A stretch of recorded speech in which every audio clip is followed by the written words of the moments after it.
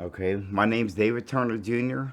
I was born May 30th, 1965, to Alma Jean Turner and David W. Turner Sr. And I had a good life. I had a great mom and dad growing up. Never no problems. My mom drank a little bit. It wasn't an everyday thing, but she drank and she got drunk a couple times. But she got pregnant. Pregnant in 1975 with my younger brother, and she just went off, got drunk, and went off. My dad told me he was going to leave her or whatever, and it's pretty simple. Anyway, mom stopped drinking, and that was the end of that story. But everything was good, man. Then I don't know, the first drink I ever had was with my first wife, Shelley Sue Turner, and she was young, and I was 17, she was 13, and we. We got messed up. That's the only time. That's the first time I smoked pot too, because her brother sold pot. And I got stoned, whatever. But it wasn't no real big deal. We got married later on. I had a daughter named Jessica Turner, and everything was good. And like I said, we went to a bar probably once every 2 months. But back then, young ladies could go into bars. Where I'm from, anyway, I'm sure it was like all over the state at certain places. But we just started drinking and everything. Well, that 1990, my wife stopped coming home 2 or 3 days at a time, and I didn't know what was going on. I had to be at work at 6 in the morning. I'd take my daughter over to my mom's. There was never no problem as far as that, but she got hooked on crack real bad. And I didn't know what it was till like 1990 or so, until she started doing it. And we lasted till 1992 because she was just, it was bad. But anyway, um, then I started, after her and I divorced in '92. I started going to bars quite a bit, and then I just like alcohol. That was my deal. I didn't got no excuse why I started. I loved it. So anyway, me and her, we were still friends. She got murdered up here in Dayton in 2006, and no one, her killer died last February in prison. So, but anyway, growing up, everything was fine, and I remember my mom's sister, one of my favorite aunts, if not my favorite aunt. She died in 1994, and I like to sit around, blame that. That's why I started drinking. But I was a 8-year drunk before that happened, so that wasn't the reason.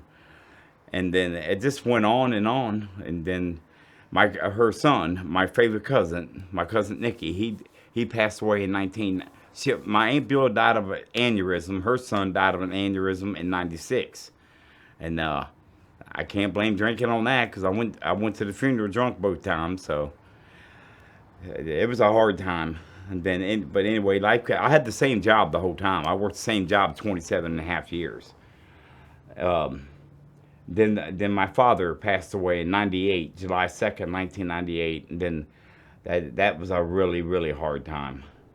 And like I said, I was a 18-year drunk or 15-year drunk, whatever at that time also. So I can't blame it on that.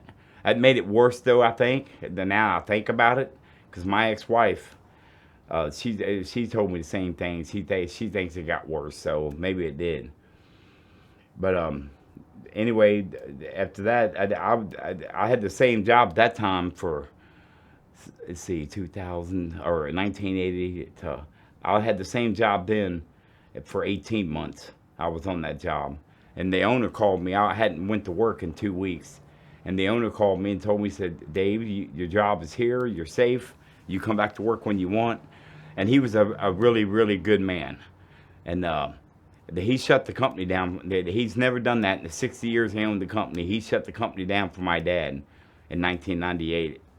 It was just crazy. But anyway, I went to work the next morning after he called me. So everything went on pretty good, I guess. I was still drunk, and I was still going to work every day. So whatever, I don't know. I was a fixer. I don't know what they call that. They call it some kind of name that where you can drink every day and go to work. Social. I don't know what they call it, but that's what I did for years. Then in 2000, when I didn't tell you, I got married again in '97 to Diane Arnold, and she, me and her was together for like 3 years. I met her in '97. She knew my dad about a year before he passed away. And anyway, I got her pregnant, and I had a set of twins, November 8th, 2000. And their names is Aaron David Turner and Benjamin Woodrow Turner. And I was happy as heck myself. At first I wasn't, but then it was great after that. Everything was cool. But the drinking never changed. And then I lost my mom in 2001, June 29th. She passed away. My son's about 6 months old when she died. So it may be older than that. No, they're about 6 months. But either way, my drinking continued, of course. The me and Diane, we lived together with me and her and the boys. Everything was fine for the most part. And then I think it was like 2004, maybe 5. I'd get so drunk, and this I never hit my wife or nothing like that. But it don't really matter. It's not right. But I would come in and say something to her. She'd be mad. She'd call me a stupid name. I'd call her names, and then before you know it, either the neighbors called the law or she called the law a couple times, and they take me in for domestic violence. But they could never prove nothing because I never hit nobody, nothing like that. Was never no pictures taken. But I'd go to jail, and they'd just come up and tell me, Miss Turner will let you out, get on probation, and do your thing, and I did. And I was able to hold my job to 2007, and then I went to prison for a DUI in 2007 for 15 days. And through our union, Teamsters Union, I was only allowed to be in jail for 3 days without calling my boss or anybody. Well, you're allowed one phone call when you go to jail, and I called my wife to call my boss and tell him I'm in jail. But anyway, I got out or whatever. I lost my job. I went to arbitration for 1 year, and they told me that they didn't want to fire me, but they wanted me to start over. And I was like, I came too long. I was number 2 in seniority, and I was too far in that company just to give it up, and I wouldn't do it because there was a lot of good men died. Not because I was there longer than them, a lot of deaths. Like my father, he was ahead of me, way ahead of me. And a lot of people died for me to get to number 2. So I wouldn't do it, but it was a great company because they didn't try to, they could have stopped my unemployment and all that stuff, but they didn't, and they had every right to. And I dropped my unemployment, and I started going to work for my brother at McDonald's in 2008. And I was there for quite a few years. And everything just kept going and going. All this time, I'm still going to jail probably twice a year for domestic violence, 11 times altogether. But like I said, they never could charge me with nothing. Or they always told me if I plead guilty and do my probation, I'd get out of jail. And that's what I did. I pled guilty to all of them just to get out of jail and keep my job. So that's a poor excuse, but that's what happened. And anyway, it just kept going and going like that. And then finally in 2012, I'm a big Baltimore Ravens fan. And every time I'm a Ravens fan, I was in jail every time they went to the Super Bowl. 2000, 2012, both times. But you think I learned something from that, but I didn't. So everything just kept escalating. I never had a license. I lost my license in 2000 because of the DUI. But I was able to keep my job until 2007, and I got another one. And that ended that. I never tried to get them back or nothing. I wasn't interested or whatever. I don't know. I drove every day with no license. Just got lucky. I got pulled over one time because I was taking my sons to their babysitter. I wasn't drunk though, nothing like that. I was taking them to their babysitter to go to work. And then a cop pulled me over because I made a left at a caution light, and I ran the caution light. And he pulled me over for that, so they impounded my car, and that's when everything really escalated, I'd say. I just the Lord. I've been blessed because the Lord I never went to prison or nothing, which I could have. I could have wrecked and killed somebody. Yeah, that's just the way life goes. I know that, but I thank God I didn't. And then anyway, my boys got older, and I got another domestic violence in 2012, and then I went to jail there. I was in the jail for like 30 days then, and then me and my wife, we had separated, and I moved in with my sister. And that was another, my sister drinks too, and her son drank, so I didn't help. That didn't help nothing either. But like I said, I can't blame nobody because I was drinking way before I moved in with them. And I never intended to stop at no time. It never dawned on me to stop drinking. Even though you lose your family and you lose jobs, it still didn't nothing click. But anyway, nothing else happened for a little while, and then I went to the Salvation Army the first time in Norwood, Ohio. I went there. I was there a year and a half.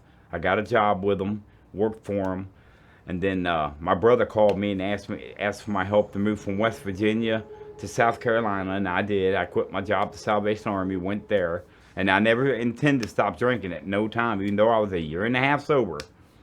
So I went there and helped him move, and drinking all the time.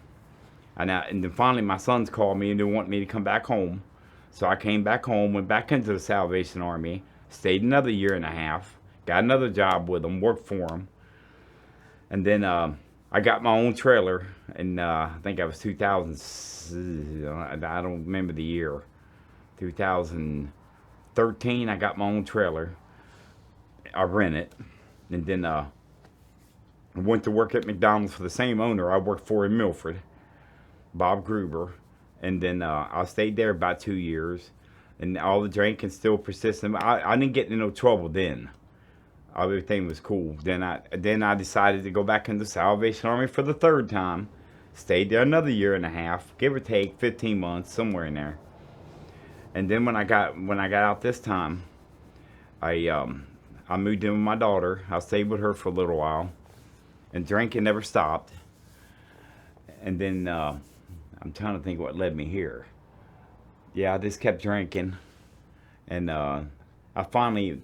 But anyway, yes, I did. Like I don't remember. I got a third time after I left the Army. I got a job at an apartment complex as a maintenance guy, a maintenance helper. And anyway, it wasn't bad. It was nice people and all that. But my rent was paid, electric was paid, and I made $200 a week. So that was pretty good for me. And my boys moved in with me. So that, and of course, my son Ben started. He was already partying where his mom would leave on the weekends. After we separated, she met another boyfriend she started dating, and she would leave and go stay the weekends with him. And Ben and Aaron would have parties at the house. I don't know what all happened. I know they was drinking and all that. But when Ben moved in with me, he got worse. And one time, about 3.5 years ago, he got real sick. We was watching the Ravens and the Titans play football. Their first playoff game that we ever won, going to the playoffs. I mean, I'm talking about here in the Lamar Jackson era. But anyway, he got real sick, and I called the ambulance. They come and got him. His pancreas done cracked on him, and there's more to it than that, but it exploded more or less, or cracked on him. He was in a coma for about a month, maybe longer than that. It might have been 2 months. I don't remember. Of course, I was still drinking. I never stopped nothing either. But anyway, he got better, because I remember him talking to the doctors, talking to my wife and myself about, Ben could die. He's got a 70% chance of dying if his body doesn't fight back. And I was like, and they was talking this medical lingo I don't understand, because I'm dumber in rock. And I finally told the doctor, can I talk to you in the ICU? And he was like, yeah. I talked to him. I said, sir, all that talking you're doing with her, and plus me and her was arguing. I'm not proud of that, but I didn't understand what was going on. And he was like, in my opinion, Mr. Turner, that young body's going to start fighting back, and I think he's going to be okay. He's going to have, things wrong with him, which we'll have to, after he comes out of the coma, we'll have to take care of, because it was still early. And I was like, oh no. And then anyway, Ben came out of it, and his pancreas, there's a lot of stuff to it. But anyway, he got better, came back home, and still nothing changed. Still drinking, and Ben started drinking again, and he went down again. But he went to the hospital. I called the ambulance. He went to the hospital, and he wasn't near as bad as he was. They caught it early, or he got, or whatever, in time. Everything was fine. And so Ben called me and told me, he said, Dad, I'm going to this place called Woodhaven in Dayton. When I get out, he done discussed it with his mom before he even called me. And so he went to Woodhaven, And then, but believe it or not, it sounds like a lie. I swear, I don't know. It's crazy. It's a God thing to me. I think everything's God, but I mean, I think whatever. But anyway, my pancreas, I got real sick after him and Aaron. They was done gone, and I got real sick, and I didn't know what was the matter with me. And my pancreas has swelled up. I was supposed to get out of the hospital as soon as I got there. They was going to release me because they wasn't nothing wrong with me. But then the doctor told me they had to keep me because my pancreas swelled up, and they don't know what from. And he's like, it most likely the drinking, but he's like, you never had no problems like that? And I said, no, sir. So while I was in the hospital 2 weeks, they gave me an MRI. Right, well, Ben called me. I don't know how he found out I was there, but and he still won't tell me, so I don't know. But he called me. I think my daughter, because I talked to her first. She told him, so if I had to guess. But he was like, Dad, I'm in this place called Woodhaven. He was there about a month that time. And he said, you need to come up here. And I told him I would. And I went to Woodhaven after I got out of the hospital. But after they gave me the MRI, they was like, Miss Turner, you're in great shape. Yeah, I don't know how. But he's like, your liver's fine. Your lungs are good. I don't know how, but you ought to take advantage of it. So I went to Woodhaven to keep an eye on my son because he's never went through no kind of rehab. And I just want to make sure he was okay. Then Ben went to Good Shepherd. They let him come to Good Shepherd, and then when I got to phase 3 where he was at, we couldn't talk to each other until I got to phase 3. We couldn't see each other. But once I got to phase 3, Ben wanted me to talk to Sean Trapp, the program director of Good Shepherd, and I did call him, and he's like, "Yeah, we never had a father-son duo here before. It'd be nice to have, whatever." And a real nice young man. And anyway, Ben was there about 30 days, and right before I graduated, Ben had to leave Good Shepherd because of his pancreas and all of his health problems. He was on I don't really know what it is. I think it makes you sleep. It's called Seroquel. I really don't know what it is, to be honest with you. But you're not allowed to take no kind of narcotics or whatever it is at Good Shepherd, and I understand that. And so Sean Trapp got him into a place, the Mahajan. I think it's on the west side of Dayton. And Ben went there, and then I came to Good Shepherd. And then immediately I met Sean Trapp, and I was like, but this, I wouldn't plan on, I don't want anybody thinking I came there to stop drinking. I never intended to stop drinking at no time. But I like Sean Trapp a whole lot. And plus I made a few bucks. On a Friday I got a check. I was like, well, heck, all they want you to do is work and go to AA meetings. So I can do that for a while until I got straightened up, find out what I'm going to do. It was like a temporary thing for me. But I just stayed. And then I was here about a year. No, probably longer than that, a little bit. And then my son Ben went home, moved in with his sister. And then he got sick again. Nothing real bad. But anyway, he wanted to be with his dad. I mean, that's what everybody in the family told me. That's the way I took it. But that was cool. And Trapp was going to Tennessee the weekend that Ben wanted to come in. He was in the Salvation Army, but it's a real hard program there if you're not, because Ben is he's young. He's 22. I'm 150. Well, 58. I'm sorry, but I'm an old man. And every time I went through there, I was older, and it wasn't no big deal for me. But Ben don't take no crap. He's young, and you can't fight and argue in there. So he left, and his mom went and got him. And when Trapp did come back, I asked him, he's still on the Seroquel and everything. And I know Sean Trapp had to go to bat for me. I already know that. But he let Ben come back to Good Shepherd. And me and him lived together, gave us a nice apartment and everything. It was super nice. Whatever. I thank God for Good Shepherd all day. And I had to give his Seroquel to him. He only took it once a day, about 8 o'clock when we got done eating. I gave him a pill. Wasn't no big deal, not really. I mean, I know people get addicted. Is what I heard. I don't know nothing about it. But Ben did. His mom told me he was staying with his mom for like a month, and she told me she was like, Ben don't even take it half the time. So whatever. And so Trapp let me do that, and that was great.